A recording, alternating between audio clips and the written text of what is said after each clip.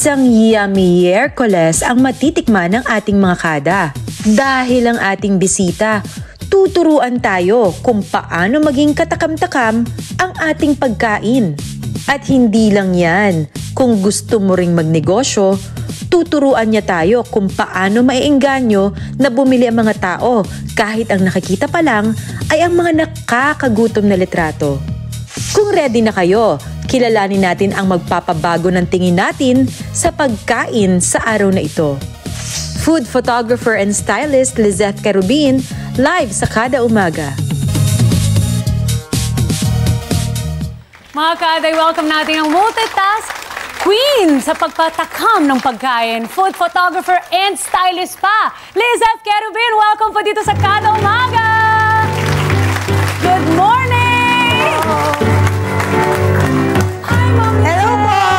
Hello! Ayan, po muna tayo. Yes, ayan. At bati ka muna sa ating mga kada. Hello, magandang umaga po, Kada Squad. Ayan. Sa mga nanonood po sa bahay and online, hello po, good morning. Ayan, Ma'am Lizeth, dito tayo sa gitna. Ay, okay Nakita po. ka ng mga kadas natin. Ayan. Ito, Lizeth, ito, pag-usapan natin ang yung craft, no? Kasi kakaiba siya kanina. Meron kaming guest na stylist naman. Pero syempre stylist sa mga clothing, Yeah. diba? Which is what we are normally familiar with. Pero yung sa craft mo, kakaiba po siya kasi nga food styling po opo. ito. Paano pa tayo napunta doon? At 2019 po, kasi hobby ko lang po talaga yung photography. So, kaya So, photography na po muna. So, naging hobby ko lang siya. And then sabi ko, wait lang, parang gusto ko siyang maging career. So, napunta po ako sa events photography. And then one time, nung 2019, may friend po sa akin na nag-invite sa akin. Sabi niya, Lizeth, gusto ko, magtatayo ako ng restaurant. Pwede mo bang kunan yung mga food ko? Kasi alam na niya na photographer ka. Opo. noon. So sabi ko, Oo. sige, go. Sabi kong ganon. And then yung time na nag-shoot na po kami ng products niya, sabi ko, parang na-in love ako sa food photography. Sabi ko, halang sa'yo naman na mag-ayos ng mga food, ganyan. Tapos sabi ko, parang gusto ko na siyang gawin. So, yun po, nag-start ako na mag-aral po ng food photography. So wait, so after nung friend mo, pinapicturahan sa kanya ng mga pagkain niya kasi may Opo. business siya ng pagkain, nagustuhan niya.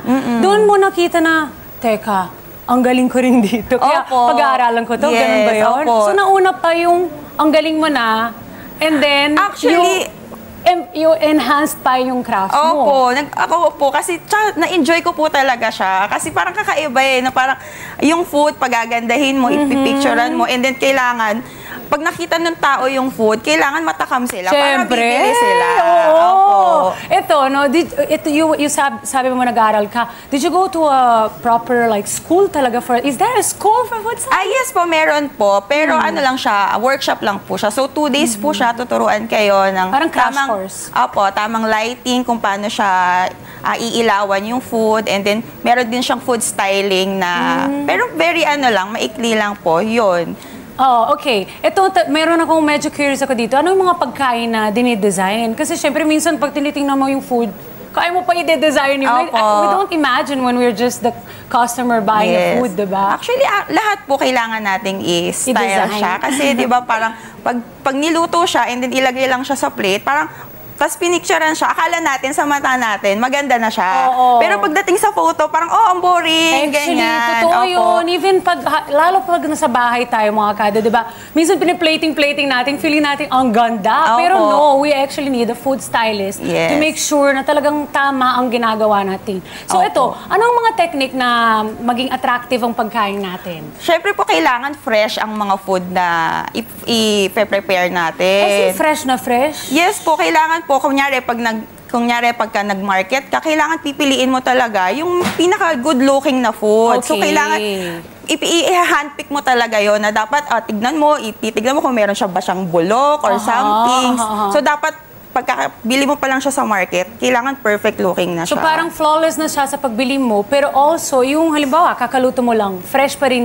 Kasi di ba minsan may mga smoke pa? ng Opo, konti, yun. Kasi maganda, effect yun. mas maganda po na bagong luto, tsaka mo siya isushoot. Oo. Pero ano naman yung mga, syempre for sure, lahat ng pinasukan nating trabaho minsan or craft, may konting challenges dito sa pagiging designer and stylist and photographer sa pagkain.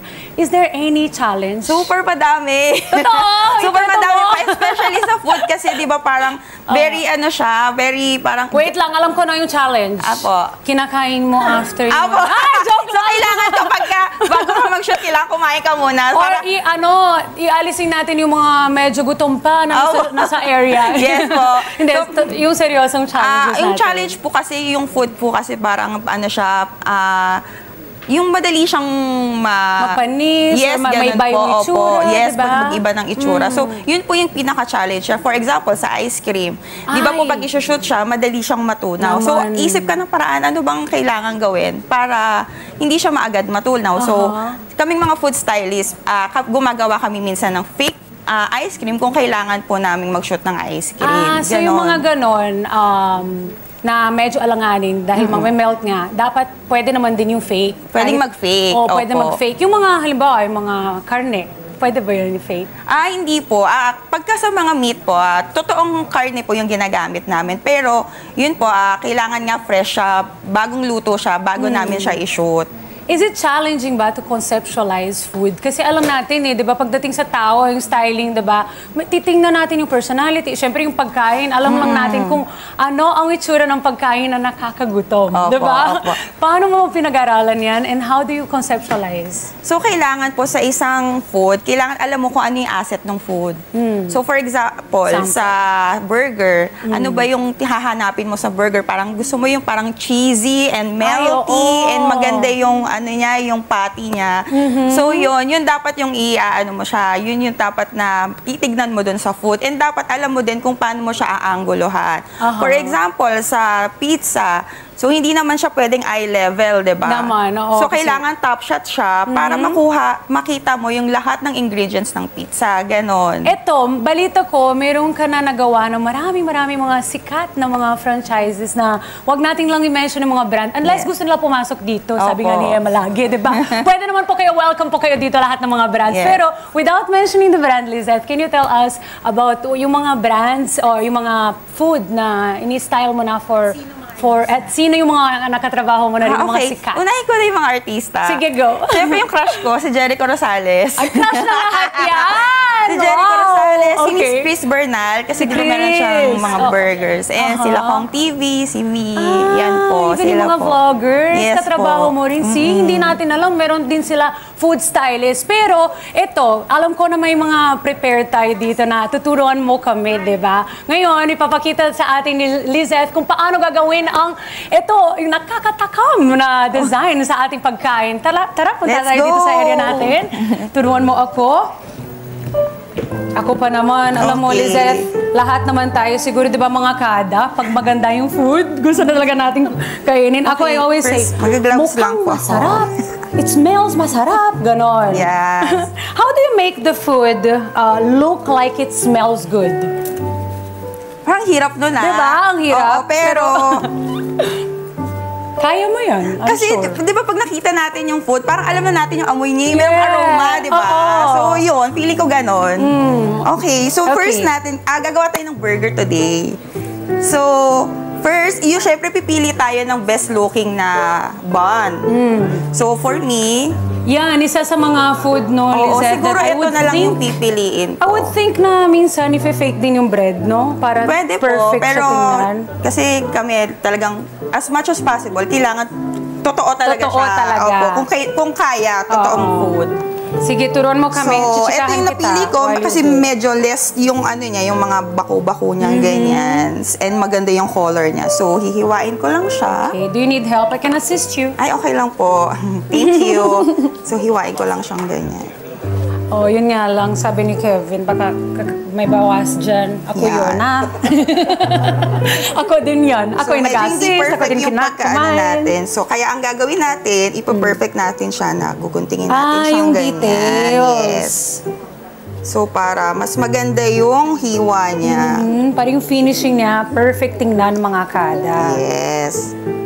So, ganyan. Ang galing, no? Italaga mo siya, parang siya toy, hindi siya So, food, ilalagay. no? So, kasi yung mga brands kasi, meron silang parang specific na layering ng burgers, di ba? So, ngayon, wala naman tayong ganon. Ang susunod natin is yung burger patty. Okay.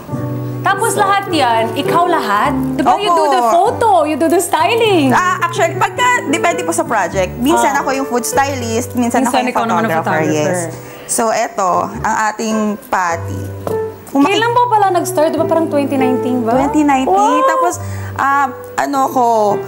before pandemic, na-build ko na yung portfolio ko. Kaya nung 2020, doon nag-start. Nice, Yes. Lizette. So next we'll put... So, lalagyan na natin yung patty. Ito yung napili ko kasi medyo maganda yung kanyang color. Pantay siya. So, napansin natin, medyo maliit siya dun sa bread. Ang gagawin natin, ilalagay natin siya. Ihaharap natin siyang ganyan. I wonder kung meron ka na nakatrabahong brand or food na specific na ang hirap ipa-style kasi nga minsan, di ba? Meron po. Pwede mo Halo-halo. Super mahirap po yung halo-halo. Oo, kasi mamemelt yan, Yes, Lizette. kasi po real po yung ginamit naming ice. So, medyo mahirap po yung medyo matagal po siya. So, ayan po, gaganyan na lang natin siya. Ayan, mga kada. So, nilagay na niya yung bread, nilagay niya rin yung patty. Tingnan niyo naman ang tsura. Yung mga sauce, talaga totoo na ginagawa. Opo, totoo po yung sauce natin. Okay, next natin is yung cheese. Ay, feeling ko may technique ka dito kasi may nakita na ako na parang... Yes. So, lalagay natin yung cheese. Ganyan. Was there a time, kwento mo na lang habang ginagawa mo dyan. Was there a time na, sige, kwento ka lang. Okay. Was there a time na nahihirapan ka talaga? Sabi mo, I'll get a different food na lang para lang i-fill into kasi hindi ko talaga kaya dito sa binigay ng client Wala ko. po, kasi kailangan po talaga. Kung ano yung gusto ni client, yun po yung gagawin natin. Opo, so, hiwain na natin yung tomato. So, dito sa tomato, kukunin natin is yung nasa gitna. Kasi siya yung pinakamalaki and may pinakamagandang shape. So, ayan. Aesthetic looking. Yes, siya yung aesthetic. Which is our theme for today. Okay, Here sa Kada Umaga. Ilalagay na natin siya sa gitna. All about aesthetics. Okay, yan. Oh. Di ba? So, para mag-ano siya, hindi siya gumalaw-galaw, kailangan natin siyang lagyan ng magic na toothpick para mag-stay siya in place. So, kailangan lagyan natin siya ng ganyan. So, sa isang araw ba, ilang food styling ang kaya gumawa ng isang food stylist? ilang food po? Siguro mga pinakamarami po is 10. 10, parang 10 layouts. 10 layouts. Maraming din yun, mga Opo, kada. kaya medyo nakakapagod po. Tsaka kailangan ready kang tumayo magdamag. Yeah. Opo. Kailangan kasi nakatayo po kami lagi magdamag. Ayun, no? Ayan. And then, next natin is itong onions. Onions without crying. So, parang ganun din. Yung sa gitna din yung kukunin natin na kasi para maganda rin yung shape niya and yung bilog na bilog. Payaking po natin yung ating audience. Okay, with mag-iiyak. the onion joke. So, yan. Pati onion, totoo din yung ginagamit Opo, nyo. totoo po lahat. Yung iba kala po nila, Plastic, pinipake diba? namin lahat ng Oo. food. Pero actually, ginagamit po namin is yung mga real talaga. Para pag tinignan mo, hindi yung parang, ano ba yan? Oo, hindi fake naman ganon. Diba? Pag dumating naman sa inyo, parang kakaiba naman yung Tsaka ang po kasi ngayon, ang uso po talaga ngayon is what you see is what you get. Yes. Bawal po kami mag-overpromise ng food. Tama, Yan. oo. So, next natin is yung onions. Ayun. So, ilagay natin siya dyan. Tapos after, feeling ko kailangan nating i-melt din yung no? Opo. Ini-imagine ko kasi may mga nakikita ko dito, let me help you. Ay, sorry. Wait lang. Papantay ko lang ito. Hindi ko napantay. So lahat yan, pati yan natutunan mo sa sarili mo mismo and then you just did a crash course Yes po. to enhance yung mga skills mo. Pero ang galing saan mo muna nakita yung mga ganon? Nung sinabi ng friend mo, picturean mo nga yung food ko. Nag-search po ako. Alam mo naman marami ngayon sa YouTube Academy. Bagay, YouTube Academy nga talaga Opo. Naging school na ang YouTube mga kada, no? And then, paano rin po, para lang po din magkaroon ako ng credibility, nag-enroll din po ako ng short course din po ng culinary. Opo. Okay. Para mas lumaki pa yung aking kaalaman. Oo. Pero Okay. sa photography, may talagang marunong ka noon pa, no? Opo. And then yung lettuce. So, Ayan. pili tayo yung maganda yung color niya and maganda yung shape wala yung niya. anything flaw, Yes. diba? Para maganda tingnan. Tapos pagsama-samahin lang natin siya. Kasi ito yung magbibigay ng volume dun sa burger. Yeah. Ayan. Ang ganda. Yan. Gusto ko na, ini-style mo ba rin yan sa iyong family? At home? Yung mga anak ko po, parang pagka binahanda ko na sila ng food, parang na-OC ako na kailangan maganda yung ihahanda kong food sa kanila. Okay. So here, Okay, if ever, halimbawa, meron kang kliyente na medyo, in a hurry, how do you deal with it? Kasi food yun eh. Opo, Hindi mo sabihin siya ko pwede- lang na wait lang po, konting lang. Kasi ang magandang bagay ay pinaghihintay. Kailangan Parang po. iba yun But Okay. yes, that's true. So, Ayan, malapit na. Next na is yung bun natin. Ito Ito na pala. yung top. Yung top Top natin. bun natin. So, medyo ipo-perfect lang natin siya ng konti. So, gupit-gupit ng konti, yung Yup. mga... Tapos lalagay Sa lang din natin gilid. siya. Ayan! Yan. Didikit na niya. Yan. Yun! Ang ganda. Yan, mukha na bang masarap? Mukha na siyang masarap. So, lalagay na natin yung ating mga sauce. So, ganyan-ganyan lang. Natin. And kung meron ka naman tuturo ng mga classes kung paano gumawa nito, invite mo rin kami. Okay. May social media is @food.styliz. Yung Liz niya is Liz. Nice, My name. with your name, Tapos, yeah. they can visit my website at www.lizettecarubin.com. Ayun. At isang picture na picturehan natin. din Yes, natin sige, mga go. kada para makita po natin kung anong itsura kapag siya mismo ay in-style niya ang food at pinicturahan na rin. Ito na lang po. So here we go for our last look. Let me help you Okay, here. dito na lang natin siya ilagay. So, Ayan.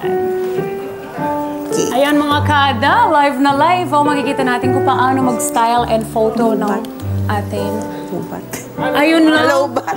Anyway, mamaya makikita natin yun dahil na-lowbat po kami. But ito naman, thank you so much, Lizette. Thank for you po. sharing your Thank you so priceless much. tips sa food and styling and photography.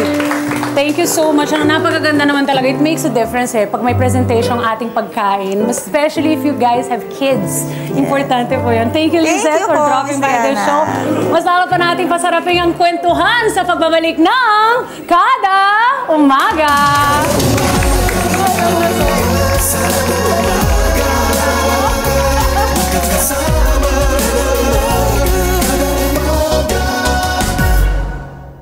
This